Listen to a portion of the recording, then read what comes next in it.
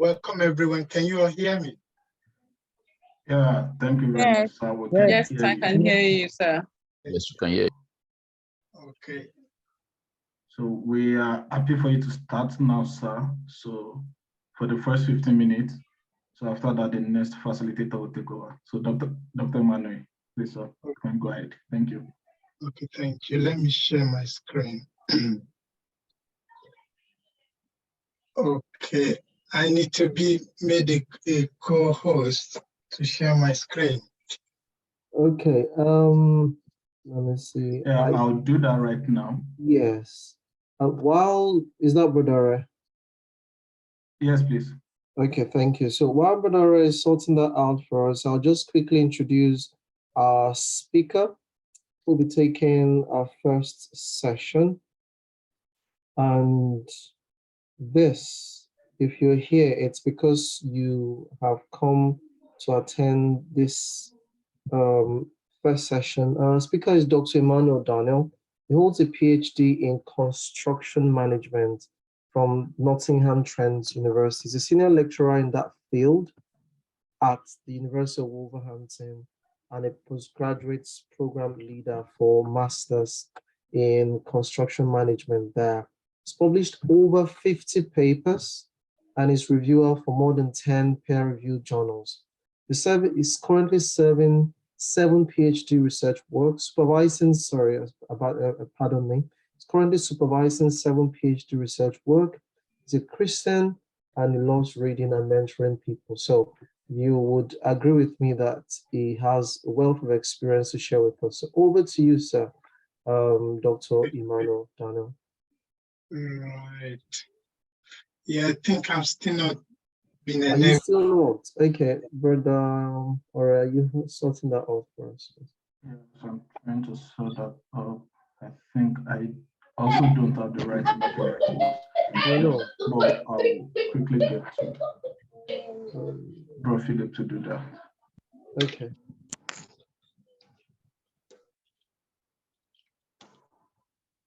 How?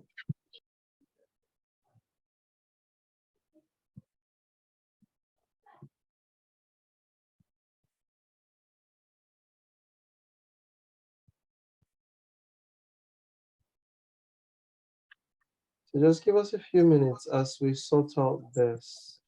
So I believe you're trying to share your slides, right? Yeah. Okay.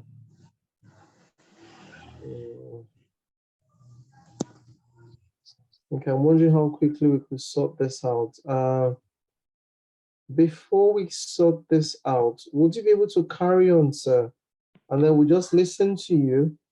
And when we sort out the host sharing right, you can then share with us from wherever you will find it. Dr. Manuel, please, sir, you could exit the room and go back to the main room. So Bro Philip will make you a co-host. So I'm not able to make you a co-host because we're on a breakout. So you have to go to the main room. Okay. So if you exit this room to the main area, okay. Let's just give our speaker some time to sort that out, and we shall hear from him. Again, this section is looking at navigating the postgraduate studies path. A number of questions have been posted on Slido about studying, coming for a master's program, PhD program. Now, here we want to look at what schools are available, what the admission process is about, and factors to consider in deciding on cost to study. Yeah, so those are the things we're going to be considering in this section. So if you've already started that process, or you are at the point of making a decision, this is one you need to pay very close attention to. Yeah, what I know from my little experience is that if you dot all your I's and cross all your T's, you're likely going to get what you want. In Okay, terms of information. I think Thank I'm you. back. Yes. So let me try this now. Okay, good. Yeah. Please, so while you're at that, Professor Ebenezer, too, please, if you can just quickly join the main room for Profile to make you a co-host, so we don't have. That's if you're going to be sharing a slide during your session. Okay, sir. I will do that right away, sir. Thank you. Thank you, sir.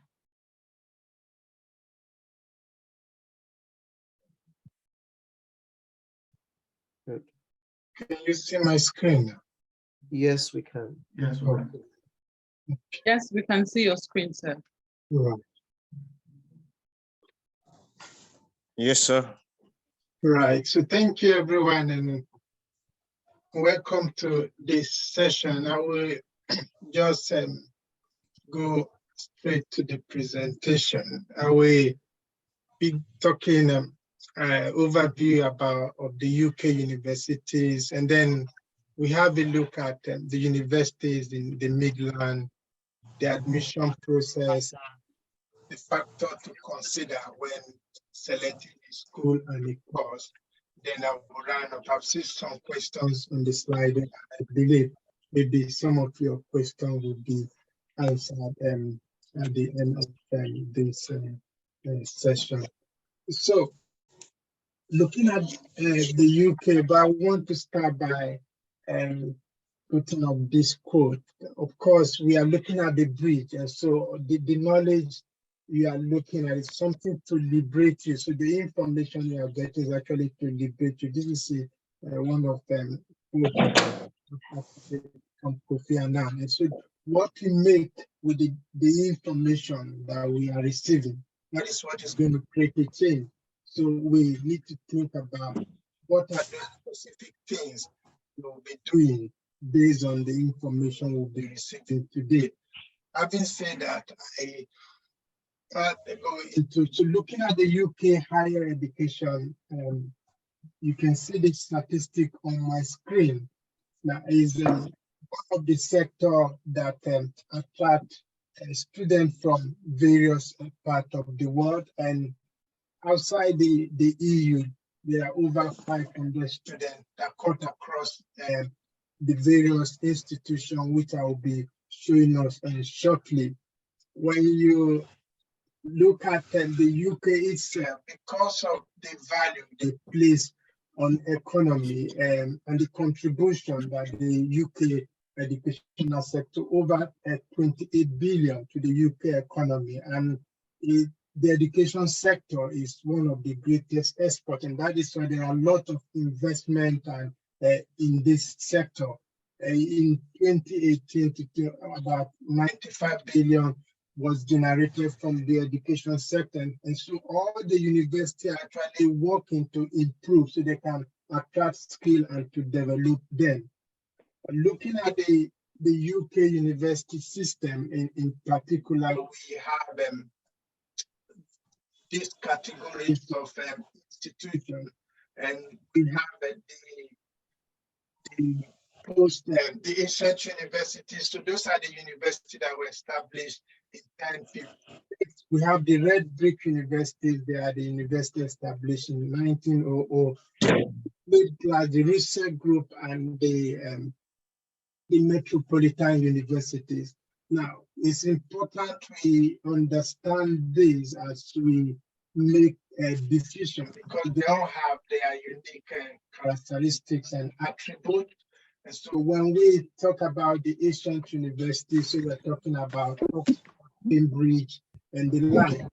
In terms of admission, they are competitive, and of course, they are highly rated institutions. The tuition fee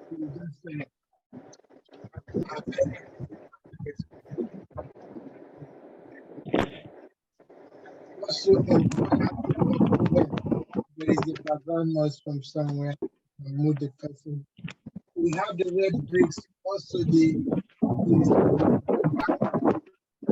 we have the plate glass. Their tuition is high, but we have the post-92 universities. So we have the tuition fees, and they are moderate. I say moderate because all tuition fee in the UK university is actually high. So for post-92 university, they are moderate. And also one of the unique characteristics I want to say is more student supportive compared to this patient university that I've mentioned earlier. So coming to the Midland, I know Dr. Philip have actually gone into a bit of this. So in the Midland, we have the West Midland and the East Midland, and these are the institutions that make up the university in the West Midland. Okay, so in the West Midland, as I said, most of the universities in the West, they are post-92 universities. Of course, we have one of the research group university, which is University of Birmingham. And so the features of this university, they are student focused, and the post-92 universities, there are a lot of student support. Also in the East Midland, we also have mostly post-92 universities.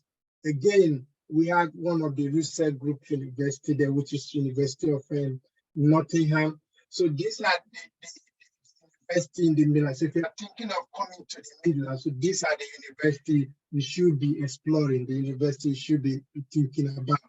In terms of admission process, of course, every application is done through the online application process. After deciding, you apply to the university by the online portal. So key document you are required to upload a copy of your passport. So if you are thinking of studying in the UK, you must have your international passport. And so your academic transcript, you need to have academic reference. Your personal statement, I said this is very important because it gives you opportunity to provide why do you want to study in the university, and why do you want to study the course, what are the experience you have in place that want to bring you onto the course. But this is very important because most time your personal statement is used in actually offering you a course. As a program leader, the admission team usually will send those personal statements to me to review, especially when your qualification is not very clear, but you have some level of industry experience and which do not relate to your first degree. You can be admitted based on the information you provided in your personal statement. So it's very important you write a clear personal statement. Also, copies of your degree, your English language qualification, and again, you have what you call an interview before you be issued your supporting letter to apply for your visa. In terms of your English qualification, is one thing we need to know. I think before now, it has been, you need to write IELTS for you to as part of your English qualification. But most universities now, I'm speaking for the university where I lecture, University of Wolverhampton, they now accept credit in English language from Nigerian students. So if you have credit 6, yeah, they can take that as your proof of English. But if you don't have that, then you need to write IELTS and you need to have this score. For one of the questions on the slide, yes, if you have a credit in English, either in your WAEC or in your NECO, it will be considered at the University of Wolverhampton, but you need to check for other universities of your interest to know the English qualification. For our students from Ghana, the same is applicable. So your West African School Certificate exam is at the University of Wolverhampton in particular. And of course, if you don't have that, you can write IELTS and you need to have the score that is displayed on my screen. Okay, so in terms of entry requirement, you need a 2-2 or equivalent for most of the program, but again, specific courses vary, so you need to check.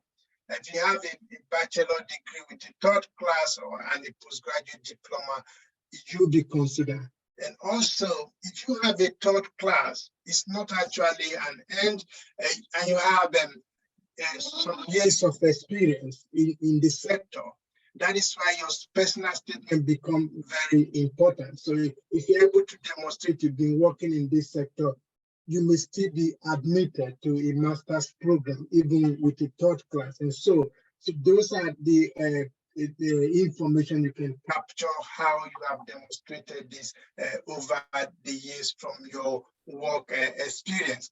So in terms of the admission cycle, we have two major admission cycles, but because of demand and all of that, now there is a third cycle of application. Now, so how the September starters, which is and then we have the January starters, but currently we have May starters who will be starting in 2 months' time.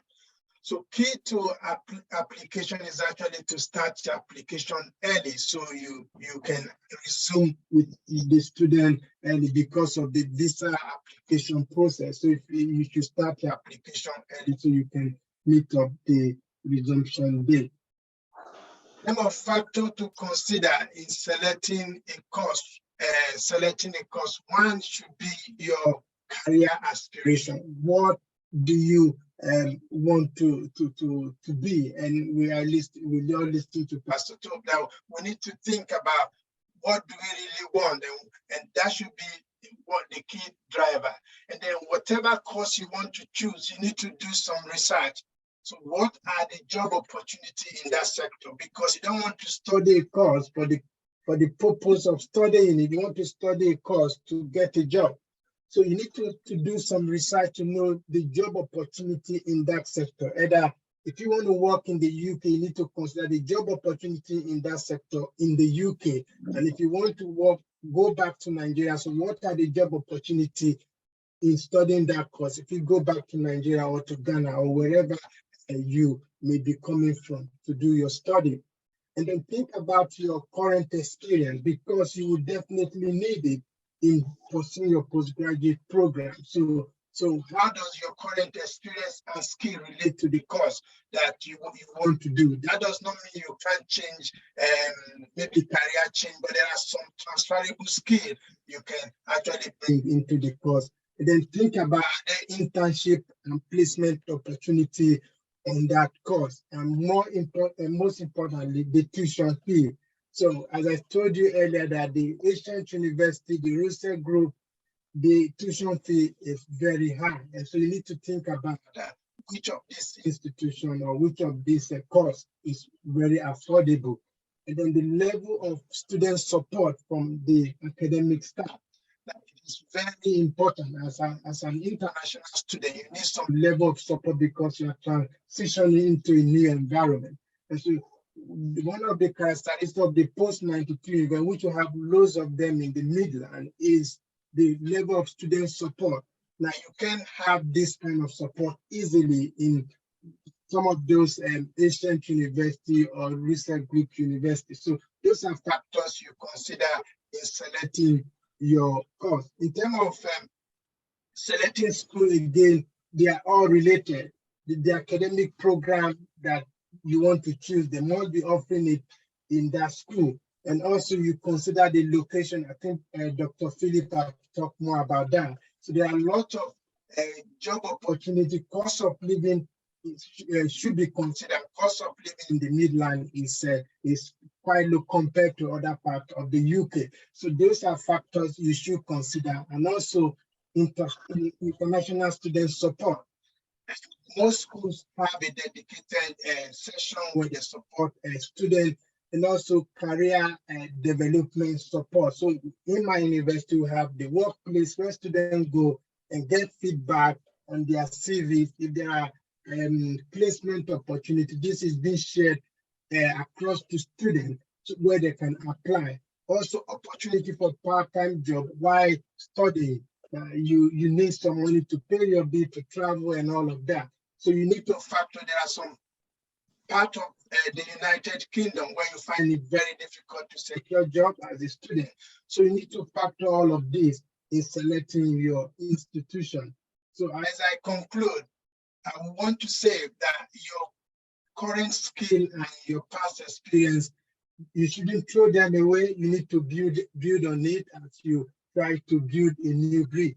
But do not be rigid in building the bridge. Okay, you need to be flexible to things that comes around you, and as you try to navigate, you need to be patient. So a bridge is not built in a day. So be sure that, of course, this is where God is leading you and to guide you, just as Pastor Toby told us. So I think that is all from me for now. I know there are questions that we will address them as to get into the question and answer session. Thank you. Thank you so much, sir, for keeping that really brief. I just want to highlight some of the important things you mentioned. One is that English language requirement, C6 in WAEC is now acceptable. If you don't have that, then Wolverhampton, yes. Yes, for Wolverhampton, yes. And just for you to see if the particular school of your choice would also accept anything like that. And also, if you've got third class, that's not the end of the world. Third class with experience can be acceptable if your school of choice considers that. Thank you very much, sir. So we'll quickly go to our next section, which is financing your studies, self-scholarship, loan opportunities. And this will be taken by Professor Ebenezer Adako. He's a lecturer. He's actually an associate professor at the Ghana Institute of Management and Public Administration. He's one of the key leaders in YPF Ghana, and he did speak to us earlier on about YPF.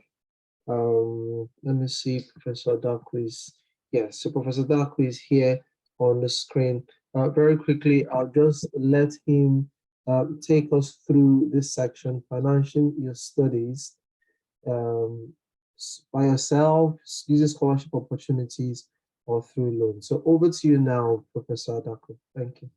All right, thank you so much for the opportunity, and very good afternoon to all the audience. I would be very brief with this section, financing your studies. I will kick it off with a quote from Aristotle, one of the greatest philosophers, who says that the roots of education are, the roots of education are bitter, but the fruits are sweet. This, for me, is a very profound statement we want to focus on. If you heard Pastor Toby speak today, you would go like, wow, this man is very exposed. This man has really given a lot of insight, and rightly so. You ask yourself, how did he come by all this insight, this knowledge? I can tell you everything is by education. And he says that he needed to diversify his knowledge. So he went to the UK, he went to the US. And so you will not be surprised. It was a deliberate attempt to make sure that today, at such a time like this, over 100 people will be on this call to benefit so much from him. The fruits of education are sweet. But of course, you may want to ask him, but was it easy for him? How did it come by funding? Funding yourself in the UK, funding yourself in the US is not cheap. It's very, very expensive. But some way, somehow, he got himself financed as far as his education in the UK, in the US is concerned. So we will be focusing on some 6 strategies for funding your studies. Some 6 strategies. I'll be focusing us on only 6 strategies for funding your education. There may be some other strategies, but I want to focus us only on these 6 strategies. Number 1 strategy is reviewing the strategic plans of academic and non-academic institutions. This is a very, very important point. In fact, a lot of students do not even know that all universities have at any point in time strategic plans that guide their actions, that guide their expenditure, and that guide their operations and all of that. And in those documents, you have clear objectives on how they are going to be creating new scholarships, how they are going to be funding students, particularly from less endowed regions of the world. So if you have this information, it positions you to actually also align yourself to benefit from those institutions, as particularly from the standpoint of view of their strategic plan. For instance, if you take, I was very specific, if you take the strategic plan of Oxford, I went to their website and it is there, it's published. Oxford strategic plan from 2018 to 2024. In one of the objectives, they indicate that by 2024, they want to create an additional 300 graduate scholarships. This is an opportunity. This is certainly an opportunity. So you want to find out for yourself in which areas are they looking for students to come and pursue scholarship in one way or the other. Then you prepare yourself to align yourself to benefit from this strategic orientation or this strategic direction as far as this university is concerned.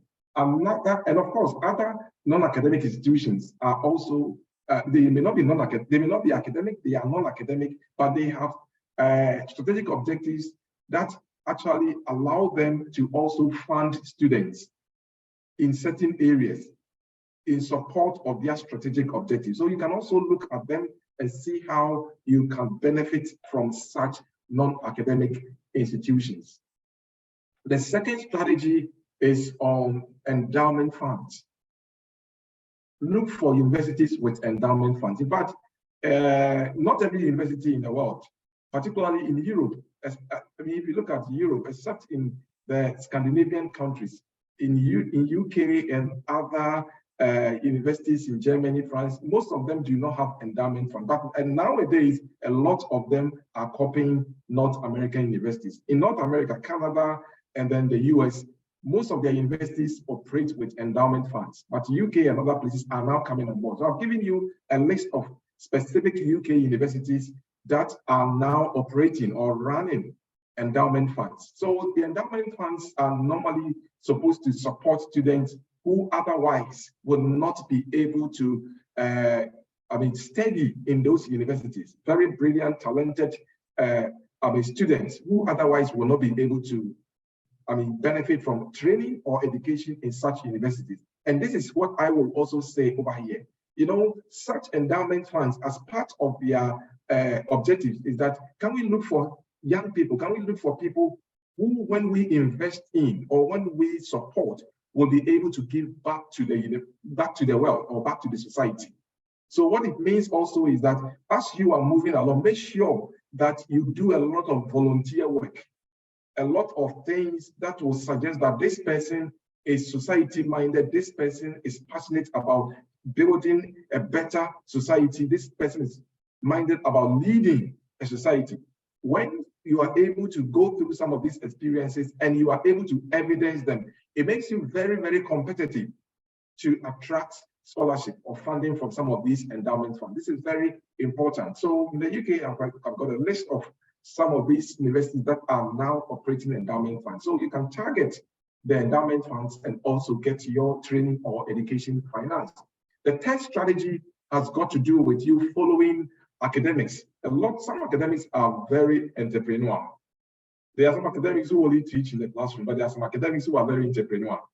They really deploy their unique capabilities, their unique skills to best effect. Companies and organizations are running after them to give them money to research into problems or to solve problems for them. Those academics may be having millions of pounds, millions of euros of funding, either for a core research project or a consultancy project. So you should be looking out for some of these people. You can get them on the university websites. Sometimes they post their funding for specific research or specific consultancy work on the university website. Sometimes you may not even get them directly on university website. They have project websites. So the projects that they've got funding for, they create special websites for them. And those are where you can get to know who has what money and is looking for who to work with as a student or something of that sort. You can also get them from LinkedIn. LinkedIn could also be a platform or an avenue for you to see such people who have those monies that you can benefit from for funding your studies.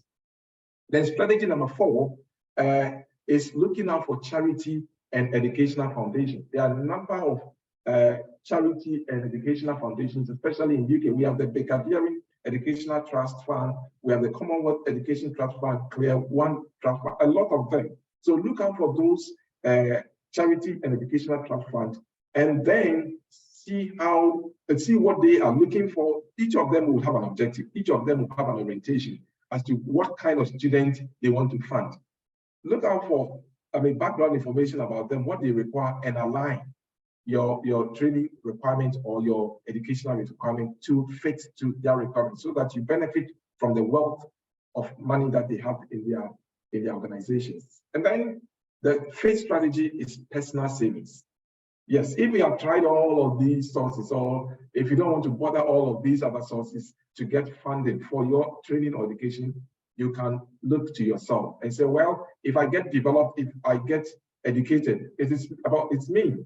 So I would be disciplined enough. Whatever monies I am making now, I want to set a part aside and then make sure that I use it to fund myself in respect of my further training or in respect of my further education. So you can look to your own personal savings. I've known people in the UK who are doing very, very well now as a result of this strategy. They could not get scholarship from any of the sources I talked about. They actually look to their own personal savings and then try to leverage those savings to be where they are now. So please, you can look at personal savings also as a strategy to finance your education or your training. Then the last I will talk about, the 6th strategy, is taking a part-time job while schooling or while studying. If you don't have the personal saving and you cannot also get any of the other sources we have talked about, you can say, okay, well, I will take the bold step, get in there, but while studying, I'll make sure that I finance my education through a part-time job. And I'm happy Dr. Nadozie talked about the opportunities in what Misla, but it's a lot of opportunities. And you want to get more information about the opportunities and see how you can tap into these opportunities. What Misla, but we are in a gig economy. You can sit in the comfort of your home and be working and be making money. You may not necessarily have to be on the factory floor to make the pounds or to make the euros in order to finance your studies. You can be anywhere. Whilst on the street, you may be working because of the benefit of the gig economy. You could probably even use your break time, 1 hour, to make a few pounds while studying. So please, let us take advantage of the opportunities that technology, and particularly the gig economy, offers to raise a lot of money and fund our education. I will end the whole discussion over here and probably leave room for questions and answers where I probably can provide more insight. Thank you very much, Sis, for your audience. Thank you. Thank you so much, Professor Adaku, for this mind-opening session of how to source for funds for our study. There are so many questions on Slido regarding this. And I'll let you just go through them and just answer. But one that I think I should quickly mention, and if you could just address that for us in about 30 seconds, is somebody has asked when to start applying for scholarship. Is it during the process of admission or after the process of admission? Thank you very much. That's a good, very good question. Yeah, so it all depends on the, universities. For instance, if you want to get a scholarship from some of these educational trust funds, they will require that you get admission first from a university before you can actually qualify to come to them for a consideration. So which means that you need to apply to the university, get admission, and then go to them and say, hey, I've got admission at this university, I require funding. And then on the basis of that, they support you. So I will say that you first have to find out which strategy you want to deploy. Would you want to go through the route of educational trust fund? Then you know that you have to get the admission from a university first. But if you want to go the route of endowment fund from a university, of course, the universities are the same people who are also operating the endowment fund. So as you are applying for the academic admission, you can also apply for scholarship as well, and they can consider you for support through their endowment fund. So it depends on the route that you want to go with and how you actually take your steps. Thank you very much. I don't know if this helps. Thank you. Yeah, I think that helps. Thank you so much, Professor, for answering that question. We'll move very quickly to our last sub-session in this breakout room. And this session is going to be all about work and study. Work and study. Professor has just told us that one of the things we can do to raise funds is to work part-time. So how do we balance work and study? So the person who will be taking us through this is a PhD student at the University of Birmingham, Joseph Tilley. Will be telling us about balancing work and study. Is he here?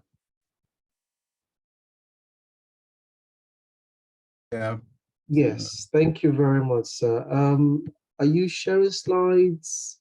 Yeah. Sharing slides, okay. Have you got the host right for that? Lovely, okay. So if you just take us through that, you've got, I know our timer is running, and our timer says 6 minutes 35 as at now. I believe that this breakout room is going to close after that. But there's people working at the back end to see if that can be sorted out. But let's just see how to maximize what time we have. Thank you very much, sir. Okay.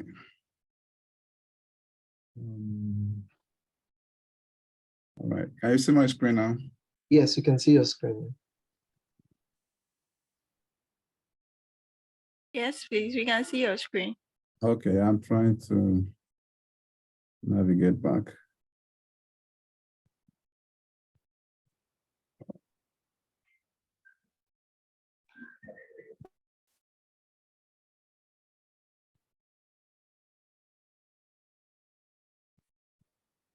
Sorry, seems like Are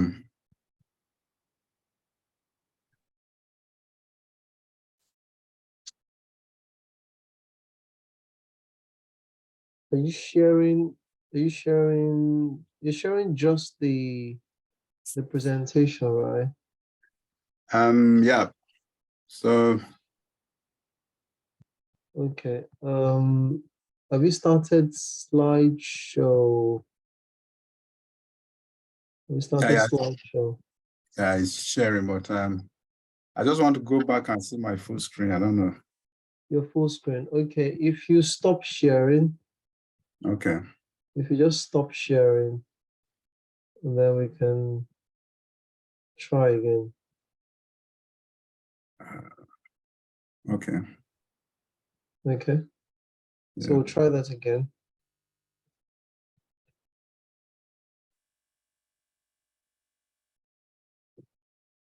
Okay. So the thing with sharing is that sometimes when you start sharing, you may not be able to see the rest of the people and what the rest of who you're interacting with. You may only be seeing what you're sharing. So just be rest assured that we can see you, we can hear you, and we can see your slides. okay, okay. So if you share again now, please. Okay, okay. Yeah. Just a minute.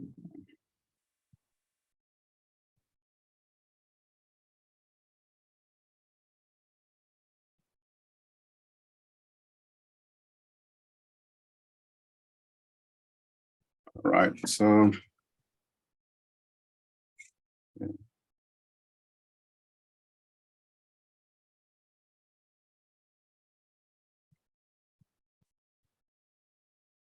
Yeah, we can see your slides now. okay. All right. So thank you very much for the opportunity to speak here. Yeah. So I say my job is going to be brief because most of the speakers before me have touched on some of the areas I would have said some things about. Now, we'll be looking at this presentation in a very brief way Of introduction, we want to look at the topic. The topic is balancing work and study. So the first thing we are here as a student, the first thing is you are here for studies. But then why we need to work is also one of the things we'll be looking at. We'll be looking at the requirements for working in the UK. And then we'll try to see how you combine work and study effectively, giving you some useful tips, and then the presentation will come to an end. Now, the first thing is that when you look at employers, they're always looking for experience. So after graduation, you go for interview, asking you what experience do you have. So as you undergo study, it's good to pick up a part-time job.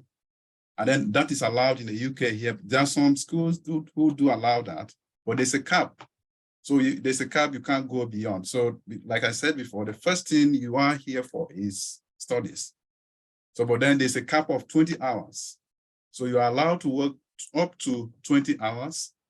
Some schools do not allow students to work during term time. So there is term time for undergraduate students and then for master's students. But then for PhD students, there is nothing like term time. So you need to know some of those things. For instance, for PhD students, you have 40 working days annually. So you are treated like a staff, you have 40 working days you could. So sorry, the presentation is not going to be like the usual technical paper. I'm just going to be sharing my experience and then some tips that you need to know about. So like for PhD students, you have 40 working hours. 40 days in a year. So 40 days that you could actually work, and that is inclusive of, it's like a holiday for you, it's an annual holiday, 40 days inclusive of bank holidays. So out of that, if you want to work full-time, because during term time, for instance, like we said, for undergraduates and for master students, during term time, you can work full-time. But during sessional time, when the school is in session, you can only work up to 20 hours. For most schools, like my own school here, during term time, the maximum you could work if the job is on campus is 15 hours.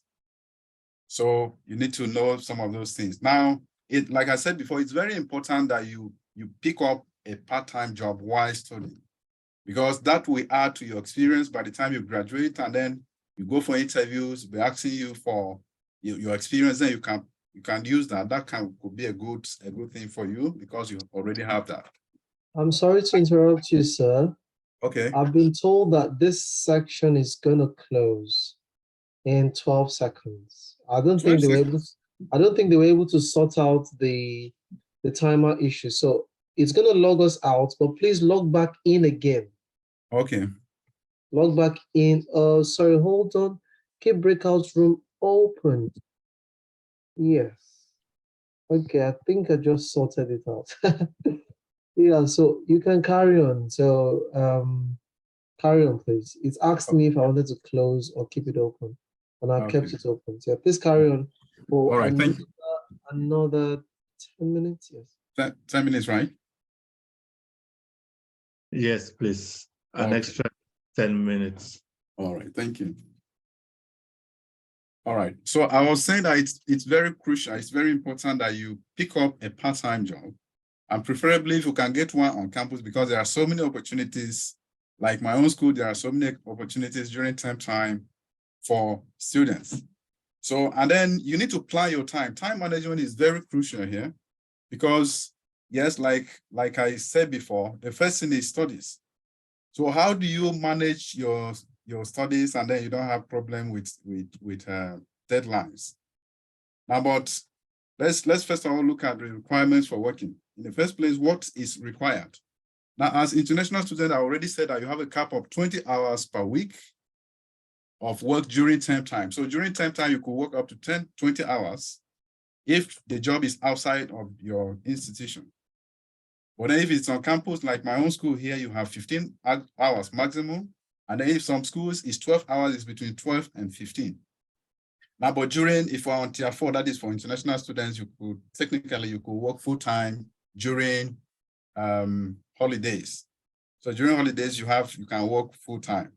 But then you also need to check if you're on sponsorship or your BRP is stated that there are some jobs that you are not allowed to do. So that is stated on your BRP, your biometric residence permit. So that way is also stated there. So you need to factor out those things before you go on to apply. Now, as soon as you get to the UK, because you need a national insurance number, and as soon as, but you can't apply for that whilst outside of the UK. So as soon as you get to the UK, then the first thing is for you to now, once you have an address, you apply for the national insurance number, NI. But that doesn't stop you from picking up a job. You can actually start working before it comes out. It takes up to 4 weeks, depending on how busy the people are at that particular moment. Now, what do you need to do? Now, you need to plan ahead because, yes, you need to manage your time productively so that it doesn't adversely affect your studies. Because like we said, yes, you are first of all for studies, but then you need a part-time job to gain experience. Sometimes maybe you need to add up cash, maybe you are running. So you need to first of all plan ahead, look at your budget. First of all, look at your budget, whether you actually need that part-time job. But like we said, yeah, you need it for experience purpose. There are some other jobs like placement jobs, which you might not be paid, but then you use that as an experience, work experience later on after graduation. So plan your budget and see how much is coming in to your account monthly if you are being sponsored, and then how much are you going to be spending. If the difference, if you actually need a part-time job, then you pick it up. Then you keep organized. So everything you are doing, you need to plan ahead. You need to make notes of deadlines, because here in the UK, deadlines are very, very important. You need to meet up with the deadlines. If you are an undergraduate student, if you are a master's student, yeah, there are so many deadlines, essays you need to write and things like that. You need to keep up with those things. And if you are working more than you should, or if you don't plan your work very well, it might conflict with your deadlines. And once here, one thing I've discovered here is that there is nothing like I beg. Once you begin to beg, it doesn't enter their ears at all. So you need to be very careful. You need to plan ahead. You need to make notes of your deadlines ahead, and then you plan your work ahead of that time. Now, like personally, what I do is if I am having any shift outside of the uni, I do it only weekends.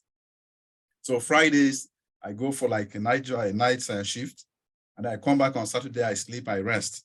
So during the week, I know that, yes, I'm facing my studies. But if students are on campus, like for PhD students, we are allowed to teach. So we take tutorials, we take lab demonstrations. But then before you do that, there are some courses you need to undertake. We call them ILT, Introduction to Learning and Teaching. So we have 001 up to 009. So you take those courses, or you need at least 2 of them. So with that, you are qualified to take tutorials and then to demonstrate labs for masters, or even, masters and undergraduate students. Now you need to prioritize revision for those who are into taught programs. So revision and examinations, you make sure that you give priority to your revisions, your examinations, to your tutorials. Make sure you attend your lectures. Make sure you attend tutorials, because it's very necessary once you attend them. And then try to communicate with your university or your employer. If you are struggling, there are a lot of support programs on campus, because things like well-being matters. They don't want students to struggle. They know how daunting that could be. So you don't need to just keep quiet and then be running inside. You can actually approach somebody.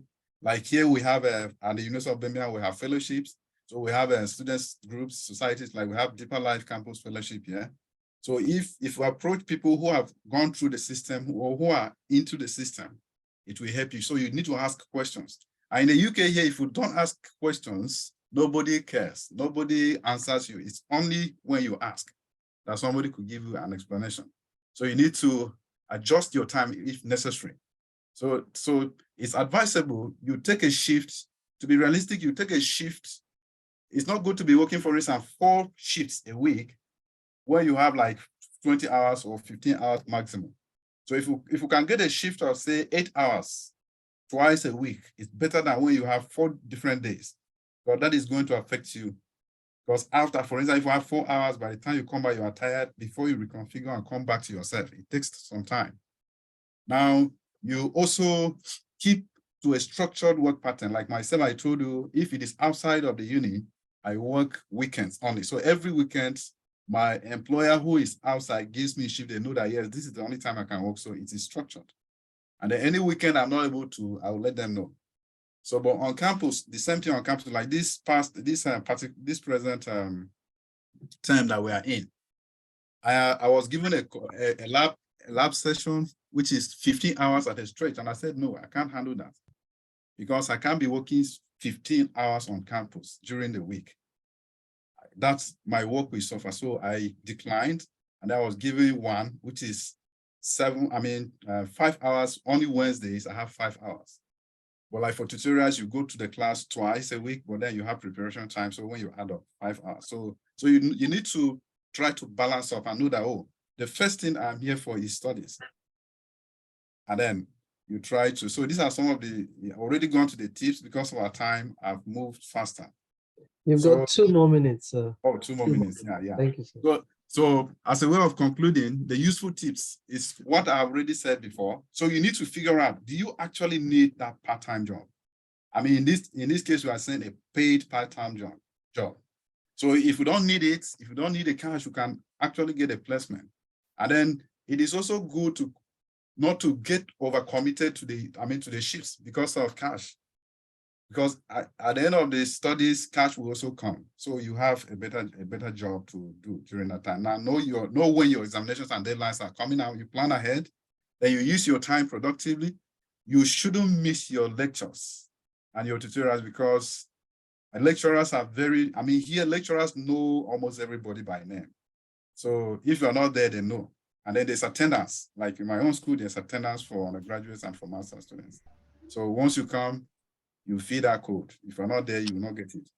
Now you get a paid, it's also good to, if possible, get a part-time job during the summer or the winter. So like the summer, you have about 3 months break. If it is master's or undergraduate, you can work full-time during that time, then make some savings. Or you work seasonally, Christmas time or Easter time. You try to get a break to relax because it's very important. Mental health, very, very important. And then you seek help from the uni, or if you're struggling, get enough sleep. And I've just put if you need a part-time job, there are lots of, you go to the net, you get information about how to find jobs and things like that. So, and then as you do that with prayers, God will help you to balance the work and the studies effectively. Thank you very much for listening. Thank you so much. So all our speakers, thank you, sir, for taking us through establishing this work-study balance. So, having gone through the 3 sessions, we will now return to our main room as we continue. So if you just go to the bottom of your screen, you see a blue button that says Leave Room. Now, if you click on that, it's going to give you 2 options: to leave the meeting or leave breakout room. So just click on Leave Breakout Room, and this sends you straight back to the main room. So I'll see every one of us back in the main room now. Thank you.